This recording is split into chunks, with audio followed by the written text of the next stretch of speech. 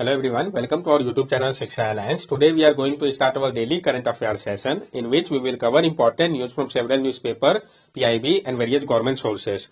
So let's begin our session. Our first topic is homegrown CAR-T cell cure 8-year-old leukemia.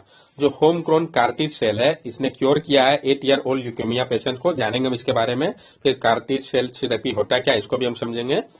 The 8-year-old got the treatment as a part of safety trial for India's first indigenously made CAR-T cell, a joint effort between IIT Bombay and Tata Memorial Center, Mumbai. So 8 साल का old जो था उसका treatment किया गया एक safety trials के तौर पे। ये इंडिया का पहला इंडाइजेनसली तैयार किया हुआ CAR-T सेल है। ये जॉइंट एफर्ट है किसके बीच का? IIT बॉम्बे और टाटा मेमोरियल सेंटर मुंबई के बीच का। What is CAR-T cell therapy? ये CAR-T सेल थेरेपी है क्या? It is a type of treatment in which patient T cell, a type of immune cell, are changed in the laboratory so they will bind to cancer cell and kill them.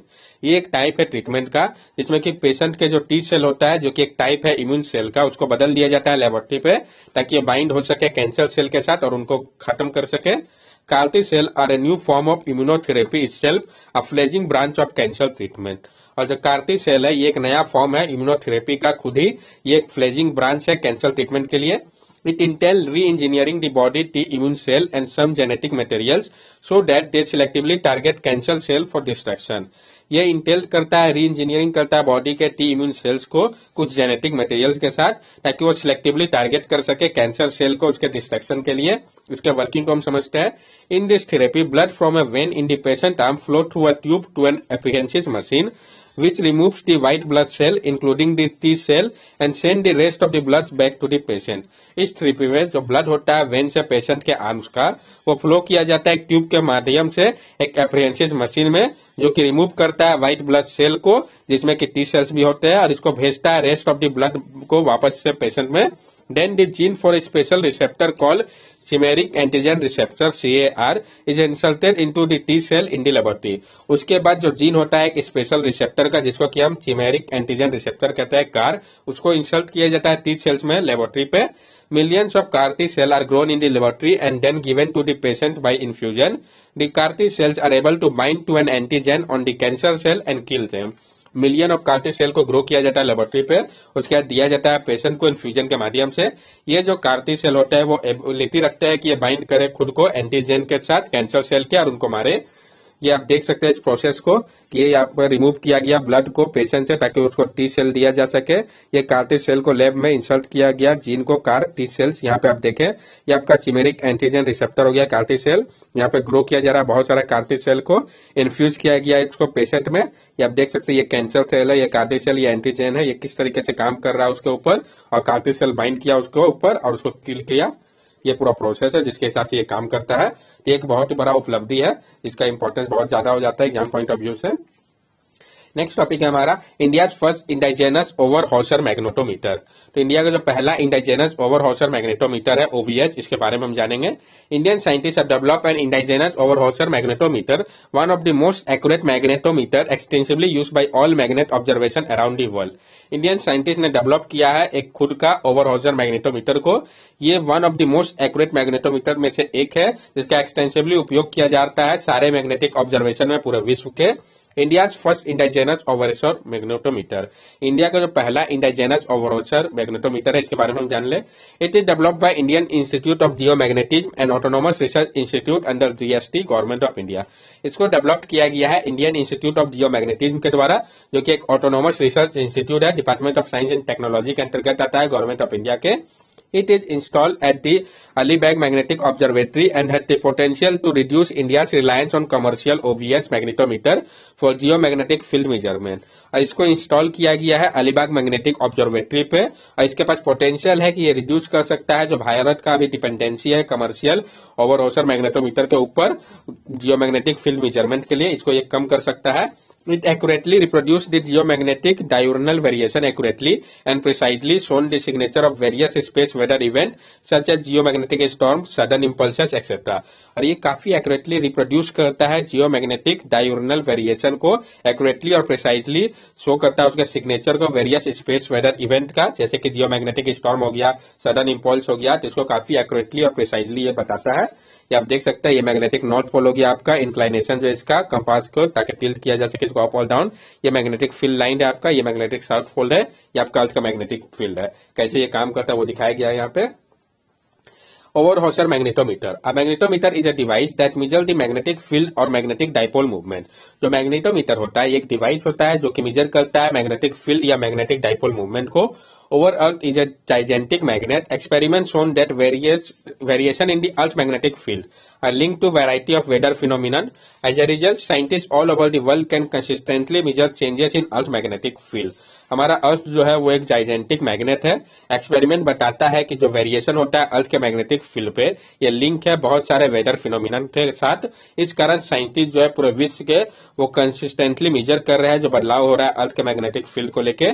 OVS magnetometer are known for their higher accuracy, higher sensitivity, and efficient power consumption, and hence find application in all magnetic observatory worldwide as well as international space program. और जो आपका ओवरहॉजर magnetometer है इसको जाना जाता है इसके higher accuracy, higher sensitivity और एफिशिएंट पावर कंजम्पशन के कारण। इस कारण इसका जो एप्लीकेशन है सारे मैग्नेटिक ऑब्जर्वेशन में होता है पूरे विश्व में, साथ साथ इंटरनेशनल स्पेस प्रोग्राम में भी इसका उपयोग है।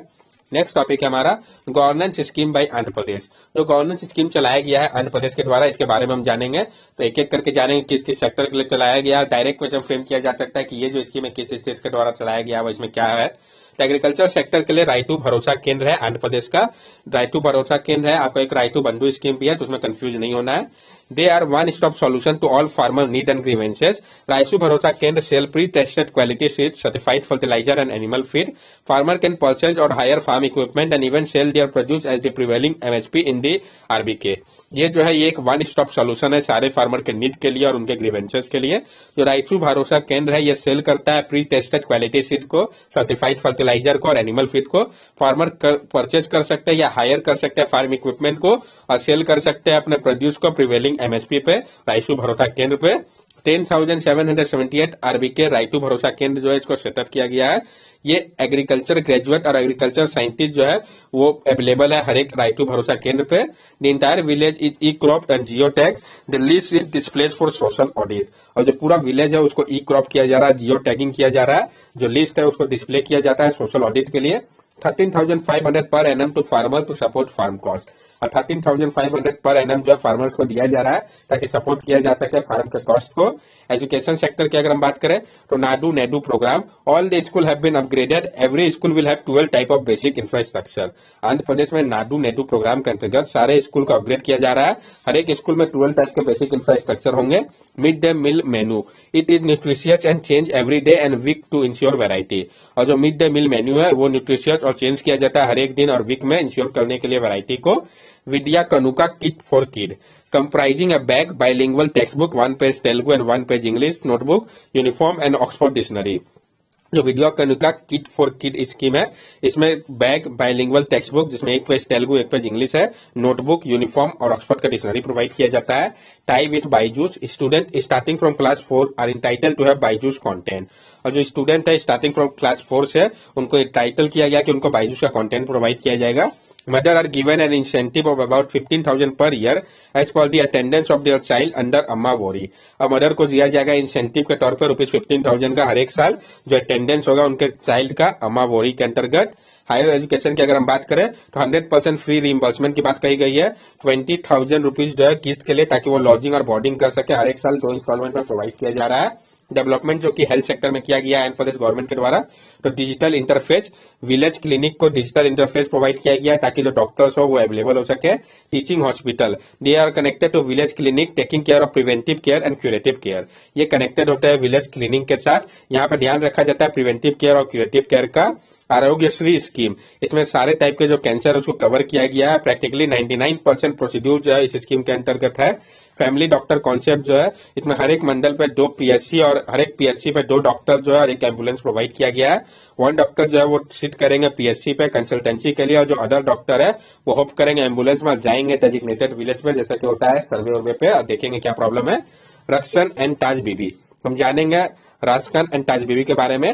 Recently tourist department of Uttar Pradesh has redeveloped the tomb of Rajasthan and Taj Bibi both devoted of lord Krishna as a tourist complex with an open air theatre. अभी हाल ही में जो टूरिस्ट डिपार्टमेंट है उत्तर प्रदेश के, उन्होंने रिडेवलप किया है जो टॉम है आपका राजस्थान और ताज बीबी का, दोनों डिवोटेड है लॉर्ड कृष्णा के, एक टूरिस्ट कॉम्प्लेक्स के तौर पे, जहाँ पे ओपन एयर थिएटर भी है।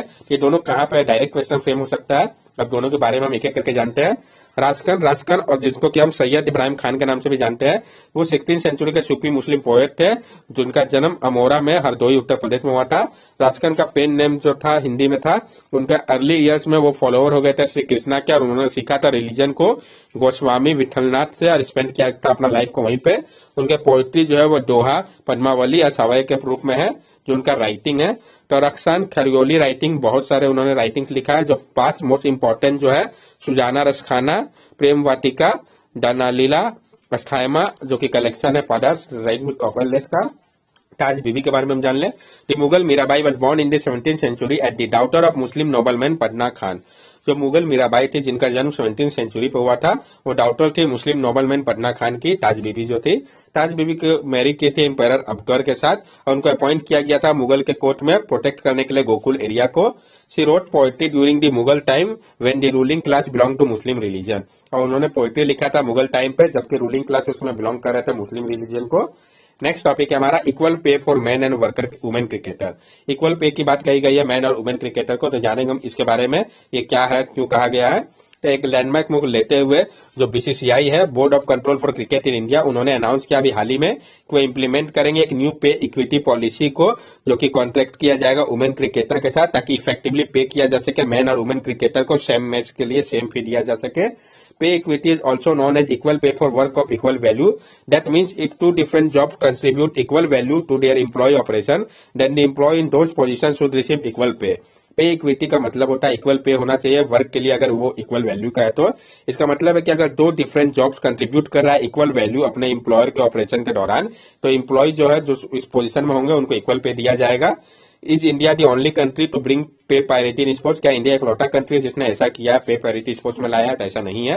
तो पहला कंट्री था जिसने ऐसा किया था वो न्यूजीलैंड था, जुलाई 2022 पे। न्यूजीलैंड की क्रिकेट टीम जो कि गवर्निंग बॉडी थी प्रोफेशनल क्रिकेट के लिए कंट्री पे, और जो प्लेयर एसोसिएशन थे उन्होंने साइन किया था एक 5 ईयर डील को, ताकि दोनों ही इंटरनेशनल और डोमेस्टिक लेवल वुमेन प्लेयर जो है उनको सेम मैच फी मिले जैसा कि मैन को मिलता है सारे फॉर्मेट और कंपटीशन के लिए।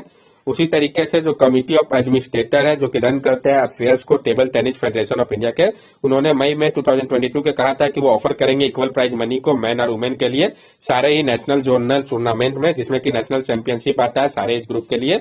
Why men are paid more in sports? Men को अधिक क्यों पे किया जाता था स्पोर्ट्स में? They play more game per season and they get more advertisement and corporate sponsorship based on the size of their audience. जो men है उनको वो ज्यादा गेम प्ले करते थे हर एक सीजन पे, और उनका एडवर्टाइजमेंट और कॉर्पोरेट स्पॉन्सरशिप ज्यादा होता था, जो साइज था उनका ऑडियंस का वो ज्यादा था इस कारण। लेकिन ये आर्ग्यू किया गया कि जो बेसिक इक्वल फी है वो मोटिवेट करेगा ज्यादा वुमेन को कि वो ज्वाइन करे और स्पोर्ट्स को देखे, और इवेंचुअली इसी कारण ऐसा किया गया। जो अदर मेजर्स लिया गया है, ILO equal remuneration convention and equal pay international coalition gender gap index, जो आईएलओ का इक्वल रिम्यूनरेशन कन्वेंशन है, इक्वल पे इंटरनेशनल कन्वेंशन, और जो जेंडर गैप इंडेक्स, ये सारा अदर्स मेजर है जो कि लिया जा रहा है। और जेंडर गैप इंडेक्स में अगर हम इंडिया की रैंकिंग की बात करें तो इंडिया का रैंक 135 है आउट ऑफ 146 कंट्री पे 2022 पे, तो इंडिया का रैंक क्या है वो इंपॉर्टेंट हो जाता है। नेक्स्ट टॉपिक है हमारा global investment trend monitor report 2022। तो जो global investment trend monitor report है 2022 का, इसके बारे में हम जानेंगे। According to a recently release global investment trend monitor report 2022 by united nation conference on trade and development, the economic downturns bring down funding for climate mitigation and adaption. तो ये report कौन निकालता है, ये भी सबसे ज्यादा इंपॉर्टेंट यही होता है। तो जो global investment trend monitor report है इसको रिलीज किया गया UNCTAD united nation conference on trade and development के द्वारा। इसमें कहा गया है कि जो इकोनॉमिक डाउनटर्न है इसके कारण जो फंडिंग है क्लाइमेट मिटिगेशन एंड एडेप्टेशन को लेकर इस पर प्रभाव पड़ेगा। की फाइंडिंग क्या है? The number of climate mitigation and adaptation investment project decline 7 to 12% at the world grapples with an economic slow. The gap between mitigation and adaptation financing was also huge this year. और जो number है climate mitigation और adaptation investment को लेके वो भी decline किया है 7 से 12% वर्ल्ड, क्योंकि जो है सामना कर रहा है इकोनॉमिक स्लो डाउन का। और जो गैप है मिटिगेशन और एडेप्टेशन फाइनेंसिंग को लेके ये और ज्यादा बढ़ा है इस साल। The funding was also lopsided, जो फंडिंग है उसमें भी बहुत सारे लूपहोल्स है। Over 700 renewable energy investment project were located in Europe accounting for more than half of all project. और जो 700 रिन्यूएबल एनर्जी इन्वेस्टमेंट प्रोजेक्ट है ये सब आपका लोकेटेड यूरोप में है, जो कि हाफ हो जाता है सारे प्रोजेक्ट का। तो आप समझ सकते हैं कि इसमें भी क्या है, बैलेंस नहीं है, जो कि नहीं होना चाहिए। That's all for daily current affair session. अगर आपको हमारी वीडियो अच्छी लगी हो तो हमारे चैनल सब्सक्राइब करें, हमारे वीडियो को लाइक करें और ज्यादा से ज्यादा शेयर करें। These are our social media link. From here also you can stay connected with us and give us your valuable feedback. Thank you and have a nice day.